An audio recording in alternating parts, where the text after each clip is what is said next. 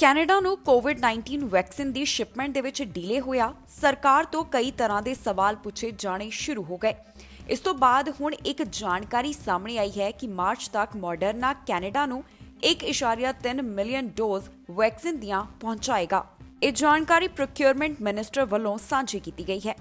ਅਗਲੇ ਮਹੀਨੇ ਕੈਨੇਡਾ ਨੂੰ ਕਿੰਨੀ ਸ਼ਿਪਮੈਂਟ ਆਏਗੀ, ਮਾਡਰਨਾ ਵੈਕਸੀਨ ਵੱਲੋਂ ਇਸ ਦੇ ਬਾਰੇ ਅਜੇ ਜਾਣਕਾਰੀ ਸਾਂਝੀ ਨਹੀਂ ਕੀਤੀ ਗਈ।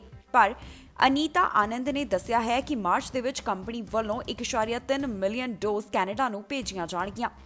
ਪਿਛਲੀਆਂ ਕੁਝ ਡਿਲੀਵਰੀਜ਼ ਦੇ ਵਿੱਚ ਮਾਡਰਨਾ ਵੱਲੋਂ ਛੋਟੀ ਖੇਪ ਜਾਣੀ ਕਿ ਛੋਟੀ ਸ਼ਿਪਮੈਂਟ ਭੇਜੀ ਗਈ ਸੀ। ਮਾਡਰਨਾ ਮਾਰਚ ਦੇ ਅੰਤ ਤੱਕ ਕੈਨੇਡਾ ਨੂੰ ਕੋਵਿਡ-19 ਦੀਆਂ 2 ਮਿਲੀਅਨ ਡੋਜ਼ਜ਼ ਮੁਹੱਈਆ ਕਰਵਾਉਣਾ ਚਾਹੁੰਦੀ ਹੈ। ਫੈਡਰਲ ਸਰਕਾਰ ਨੂੰ ਅਗਲੇ ਮਹੀਨੇ ਤੱਕ ਅੱਧੀ ਤੋਂ ਵੱਧ ਖੁਰਾਕਾਂ ਹਾਸਲ ਹੋਣ ਦੀ ਉਮੀਦ ਹੈ। ਆਨੰਦ ਵੱਲੋਂ ਜਾਣਕਾਰੀ ਦਿੱਤੀ ਗਈ ਹੈ ਕਿ ਮਾਰਚ ਦੇ ਐਂਡ ਤੋਂ ਪਹਿਲਾਂ 22 ਫਰਵਰੀ ਤੋਂ ਬਾਅਦ ਸਾਨੂੰ 2 ਹੋਰ ਖੇਪ ਜਾਣੀ ਕਿ ਸ਼ਿਪਮੈਂਟ ਕੰਪਨੀ ਵੱਲੋਂ ਭੇਜੀਆਂ ਜਾਣਗੀਆਂ। ਉਹਨਾਂ ਨੇ ਕਿਹਾ ਹੈ ਕਿ ਮਾਡਰਨਾ ਤੋਂ ਸਾਨੂੰ 1.3 ਮਿਲੀਅਨ ਡੋਜ਼ ਮਿਲਣ ਦੀ ਉਮੀਦ ਹੈ। ਜ਼ਿਕਰਯੋਗ ਹੈ ਕਿ ਮਾਡਰਨਾ ਆਮ ਤੌਰ ਦੇ ਉੱਪਰ ਹਰ 3 ਹਫ਼ਤੇ ਦੇ ਵਿੱਚ ਇੱਕ ਵਾਰੀ ਕੈਨੇਡਾ ਨੂੰ ਵੈਕਸੀਨ ਸਪਲਾਈ ਕਰਦੀ ਹੈ। ਅਪ੍ਰੈਲ ਅਤੇ ਜੂਨ ਦੇ ਦਰਮਿਆਨ ਫਾਈਜ਼ਰ ਅਤੇ ਮਾਡਰਨਾ ਵੱਲੋਂ 23 ਮਿਲੀਅਨ ਸ਼ਾਟਸ ਕੈਨੇਡਾ ਨੂੰ ਦੇਣ ਦਾ ਇਰਾਦਾ ਸੀ। ਫਾਰਮਾਸਿਊਟੀਕਲ ਕੰਪਨੀ ਫਾਈਜ਼ਰ ਵੱਲੋਂ ਕੈਨੇਡਾ ਭੇਜੀਆਂ ਜਾਣ ਵਾਲੀਆਂ ਡੋਜ਼ਜ਼ ਦੀ ਡਿਲੀਵਰੀ ਦਾ ਕੰਮ ਇੱਕ ਦਿਨ ਦੇ ਲਈ ਅੱਗੇ ਪੈ ਗਿਆ ਹੈ। ਕੰਪਨੀ ਦਾ ਕਹਿਣਾ ਹੈ ਕਿ ਅਮਰੀਕਾ ਦੇ ਵਿੱਚ ਮੌਸਮ ਖਰਾਬ ਹੋਣ ਦੇ ਕਾਰਨ ਇਹ ਦੇਰੀ ਹੋਈ ਹੈ। ਇਸੇ ਹਫ਼ਤੇ ਫਾਈਜ਼ਰ ਵੱਲੋਂ 4,03,650 ਡੋਜ਼ ਭੇਜੇ ਜਾਣ ਦੀ ਸੰਭਾਵਨਾ ਹੈ। ਸਾਬਕਾ ਲਿਬਰਲ MP ਰਾਜ ਗਰੇਵਾਲ ਨੂੰ ਬ੍ਰੈਚ ਆਫ ਟਰਸਟ ਅਤੇ ਧੋਖਾਧੜੀ ਦੇ ਮਾਮਲੇ ਦੇ ਵਿੱਚ ਅਕਤੂਬਰ 'ਚ ਟ੍ਰਾਇਲ ਦਾ ਸਾਹਮਣਾ ਕਰਨਾ ਪਵੇਗਾ। ਰਾਜ ਗਰੇਵਾਲ ਨੂੰ ਇਸ ਸਾਲ ਦੇ ਆਖਿਰ ਦੇ ਵਿੱਚ ਉਹਨਾਂ ਦੇ ਅਹੁਦਿਆਂ ਦੇ ਨਾਲ ਜੁੜੇ ਹੋਏ ਧੋਖਾਧੜੀ ਅਤੇ ਵਿਸ਼ਵਾਸ ਦਾ ਉਲੰਘਣ ਜਾਣੀ ਕਿ ਬ੍ਰੈਚ ਆਫ ਟਰਸਟ ਦੇ ਦੋਸ਼ ਦਾ ਸਾਹਮਣਾ ਕਰਨਾ ਪਵੇਗਾ। RC-MP ਨੇ ਸਤੰਬਰ ਮਹੀਨੇ ਦੇ ਵਿੱਚ ਗਰੇਵਾਲ ਉੱਪਰ ਚਾਰਜਸ ਲਗਾਏ ਸਨ। ਸਾਬਕਾ ਫੈਡਰਲ ਐਥਿਕਸ ਕਮਿਸ਼ਨਰ ਨੂੰ ਦੱਸੇ ਬਿਨਾਂ ਨਿੱਜੀ ਕਰਜ਼ੇ ਦੇ ਲਈ ਲੱਖਾਂ ਡਾਲਰ ਉਹਨਾਂ ਵੱਲੋਂ ਆਪਣੇ ਰਾਜਨੀਤਿਕ ਅਹੁਦੇ ਦੀ ਵਰਤੋਂ ਕਰਦਿਆਂ ਲਏ ਗਏ ਸਨ।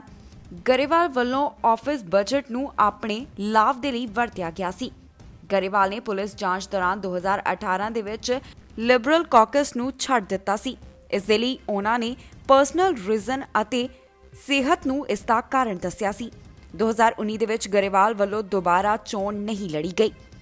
ਦੱਸ ਦਈਏ ਕਿ ਗਰੇਵਾਲ ਨੂੰ 4 ਕਾਊਂਟਸ ਆਫ ਬ੍ਰੈਚ ਅਤੇ 1 ਕਾਊਂਟ ਆਫ ਫਰਾਡ ਓਵਰ $5,000 ਦਾ ਸਾਹਮਣਾ ਕਰਨਾ ਪੈ ਰਿਹਾ ਹੈ ਅਤੇ ਹੁਣ ਇਹ ਅਪਡੇਟ ਸਾਹਮਣੇ ਆਈ ਹੈ ਕਿ ਅਕਤੂਬਰ ਮਹੀਨੇ ਦੇ ਵਿੱਚ ਉਹਨਾਂ ਨੂੰ ਟ੍ਰਾਇਲ ਦਾ ਸਾਹਮਣਾ ਕਰਨਾ ਪਵੇਗਾ।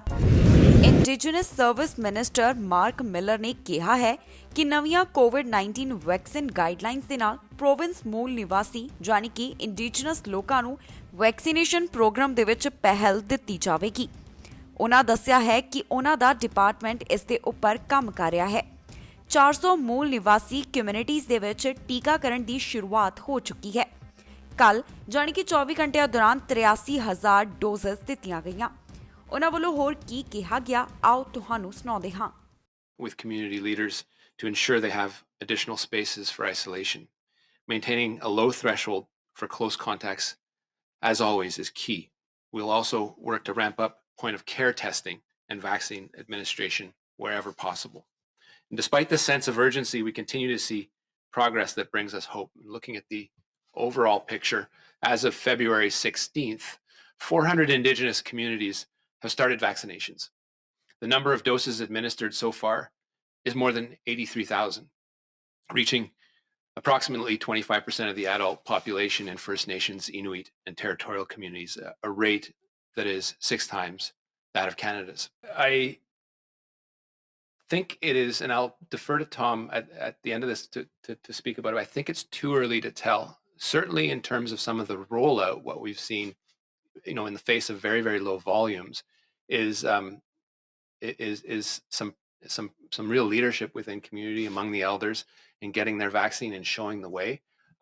That has been an immense logistical challenge, and one that has to be done with the utmost cultural sensitivity.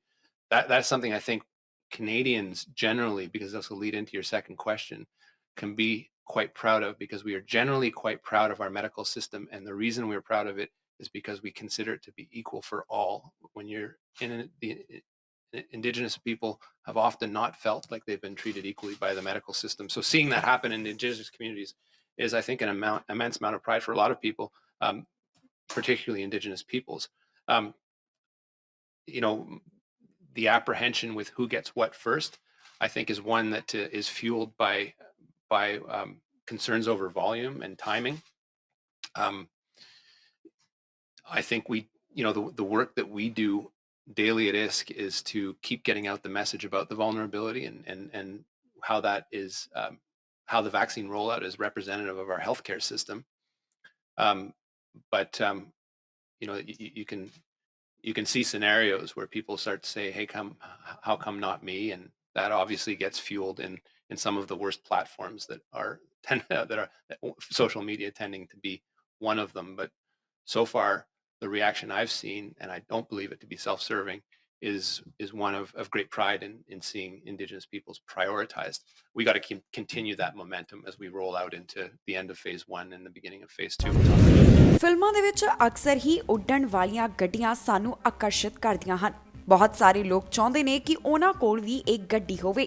ਕਈਆਂ ਦਾ ਇਹ ਸੁਪਨਾ ਹੈ ਤੇ ਹੁਣ ਇਹ ਸੁਪਨਾ ਸੱਚ ਹੋ ਸਕਦਾ ਹੈ ਕਿਉਂਕਿ ਅਮਰੀਕਾ ਵੱਲੋਂ ਫਲਾਈਂਗ ਕਾਰ ਨੂੰ ਮਨਜ਼ੂਰੀ ਦੇ ਦਿੱਤੀ ਗਈ ਹੈ।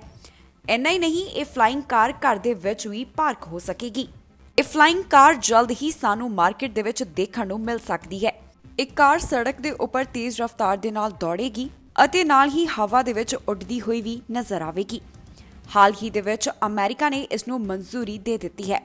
ਖਾਸ ਗੱਲ ਇਹ ਹੈ ਕਿ ਇਹ ਕਾਰ ਨਾ ਸਿਰਫ 160 ਦੀ ਸਪੀਡ ਨਾਲ ਉੱਡੇਗੀ ਬਲਕਿ ਜ਼ਮੀਨ ਤੋਂ ਉੱਪਰ 10,000 ਫੁੱਟ ਤੱਕ ਦੀ ਉਚਾਈ ਵੀ ਹਾਸਲ ਕਰ ਸਕੇਗੀ। ਇਹ ਕਾਰ ਪੋਰਟੇਬਲ ਹੈ ਕਿ ਆਸਾਨੀ ਦੇ ਨਾਲ ਘਰ ਦੇ ਵਿੱਚ ਪਾਰਕ ਕੀਤੀ ਜਾ ਸਕੇਗੀ।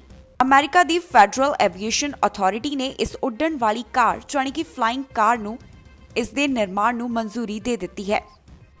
ਦੱਸੀਏ ਕਿ ਇਸ ਕਾਰ ਨੂੰ ਹਵਾਈ ਜਹਾਜ਼ ਦੇ ਤੌਰ ਤੇ ਵੀ ਮਾਨਤਾ ਜਾਣੀ ਕਿ ਮਨਜ਼ੂਰੀ ਮਿਲ ਗਈ ਹੈ। ਫਿਲਹਾਲ ਇਸ ਨੂੰ ਸੜਕ ਤੇ ਦੌੜਾਉਣ ਦੀ ਮਨਜ਼ੂਰੀ ਨਹੀਂ ਮਿਲੀ ਪਰ ਜਲਦ ਹੀ ਇਸ ਨੂੰ ਇਹ ਵੀ ਮਨਜ਼ੂਰੀ ਮਿਲ ਜਾਵੇਗੀ। ਫਲਾਈਂਗ ਕਾਰ ਦੇ ਵਿੱਚ 27 ਫੁੱਟ ਚੌੜਾ ਪੱਖਾ ਲੱਗਿਆ ਹੋਇਆ ਹੈ ਜੋ ਕਿ ਪੋਰਟੇਬਲ ਹੈ, ਜਿਸ ਨੂੰ ਆਸਾਨੀ ਦੇ ਨਾਲ ਇੱਕ ਤੋਂ ਦੂਸਰੀ ਜਗ੍ਹਾ ਲੈ ਕੇ ਜਾਇਆ ਜਾ ਸਕਦਾ ਹੈ। ਇਸ ਉੱਡਣ ਵਾਲੀ ਕਾਰ ਦੇ ਵਿੱਚ 2 ਲੋਕ ਬੈਠ ਸਕਦੇ ਹਨ। ਇਸ ਨੂੰ ਅਗਲੇ ਸਾਲ ਬਾਜ਼ਾਰ ਦੇ ਵਿੱਚ ਲਾਂਚ ਕੀਤਾ ਜਾਵੇਗਾ। ਇਸ ਕਾਰ ਨੂੰ ਹਾਲੇ ਪਾਇਲਟ ਟ੍ਰੇਨਿੰਗ ਇੰਸਟੀਚਿਊਟ ਖਰੀਦ ਵੀ ਸਕਦੇ ਹਨ। 2023 ਦੇ ਵਿੱਚ ਇਸ ਕਾਰ ਨੂੰ ਸੜਕ ਦੇ ਉੱਪਰ ਚਲਾਉਣ ਦੀ ਇਜਾਜ਼ਤ ਵੀ ਮਿਲ ਸਕਦੀ ਹੈ। ਇਸ ਕਾਰ ਦਾ ਪੂਰਾ ਪ੍ਰੋਜੈਕਟ ਅਮਰੀਕਾ ਦੇ ਵਿੱਚ ਤਿਆਰ ਕੀਤਾ ਗਿਆ ਹੈ। ਕੰਪਨੀ ਦੇ ਅਧਿਕਾਰੀ ਨੇ ਜਾਣਕਾਰੀ ਦਿੱਤੀ ਹੈ ਜਿਸ ਦੇ ਵਿੱਚ ਉਹਨਾਂ ਦੱਸਿਆ ਕਿ ਸਾਡੀ ਟੀਮ ਨੇ ਕਾਫੀ ਮਿਹਨਤ ਕਰਨ ਤੋਂ ਬਾਅਦ ਇਹ ਫਲਾਈਂਗ ਕਾਰ ਬਣਾਈ ਹੈ। ਇਸ ਦੀ 80 ਦਿਨਾਂ ਦੀ ਫਲਾਈਟ ਟੈਸਟਿੰਗ ਵੀ ਹੋ ਚੁੱਕੀ ਹੈ। ਇਸ ਕਾਰ ਦਾ ਵਜ਼ਨ 590 ਕਿਲੋਗ੍ਰਾਮ ਹੈ। ਇਹ ਸਿਰਫ 1 ਮਿੰਟ ਦੇ ਅੰਦਰ ਉਡਾਨ ਭਰਨ ਦੇ ਵਿੱਚ ਸਮਰੱਥਾ ਰੱਖਦੀ ਹੈ। ਸਤਿ ਸ਼੍ਰੀ ਅਕਾਲ ਜੀ, ਮੈਂ ਨਿਰਮਲ ਮਾਨ ਪੂਰਾ ਟੈਕਸਟਾਈਲ ਤੋਂ। ਇਹ ਤੁਸੀਂ ਵੀਡੀਓ ਦੇਖ ਰਹੇ ਸੀ ਟੀਵੀ ਪੰਜਾਬ ਦੇ ਉੱਤੇ। ਇਹੋ ਜਿਹੇ ਹੋਰ ਜਾਣਕਾਰੀ ਭਰਪੂਰ ਵੀਡੀਓ ਦੇਖਣ ਵਾਸਤੇ ਟੀਵੀ ਪੰਜਾਬ ਦੇ ਚੈਨਲ ਨੂੰ ਸਬਸਕ੍ਰਾਈਬ ਕਰੋ ਤੇ ਨਾਲ ਹੇਠ ਦਿੱਤੇ ਹੋਏ ਬੈਲ ਆਈਕਨ ਦੇ ਬਟਨ ਦਬਾਓ। ਸਤਿ ਸ਼੍ਰੀ ਅਕਾਲ।